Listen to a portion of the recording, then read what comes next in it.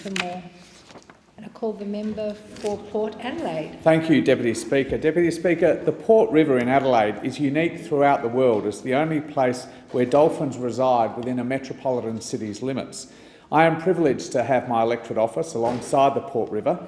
As I walk along the wharf to get a coffee in the morning, I'm often met with the sight of dolphin fins breaking the water no more than a few metres from where I stand.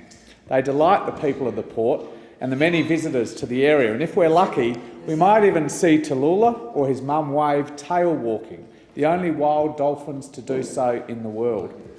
A report by the South Australian Museum that was released recently in March shows that of the 35 dolphin deaths in the last 13 years, 17 of them have been due to blunt trauma injury, almost certainly caused by being hit by speeding boats.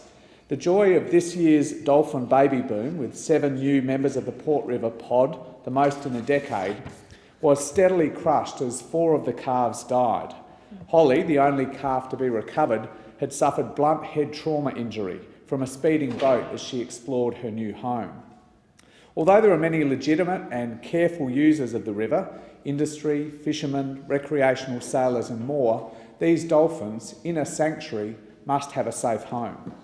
The proposal for a default maximum speed of 10 knots, unless otherwise signed, that's been championed by the Protect Our Dolphins campaign and marine biologist and port dolphin expert Dr Mike Bosley, is not only reasonable, it's common sense. Currently, parts of the sanctuary have speed limits of 4 knots, other parts have 7 knots, and they should remain so. But the majority of the sanctuary, unbelievably, is unlimited.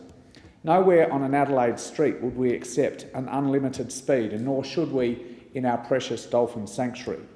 Despite repeated appeals from the South Australian Shadow Minister for the Environment and the State Member for Port Adelaide, Dr Susan Close, questions in Parliament and a 12,000-strong petition to protect the dolphins that's been organised and collected by Ashley Pisani of the Portside Weekly Messenger, the Marshall State Government is shirking their responsibilities to the dolphins of the port. Last week, I wrote to the Premier to urge him to act immediately to impose a speed limit and to protect this unique and precious pod. The Port River Dolphin Sanctuary must be a sanctuary, not only in name but also in practice, to protect the precious Port River dolphins. I thank the member for Port Adelaide, and I call the member for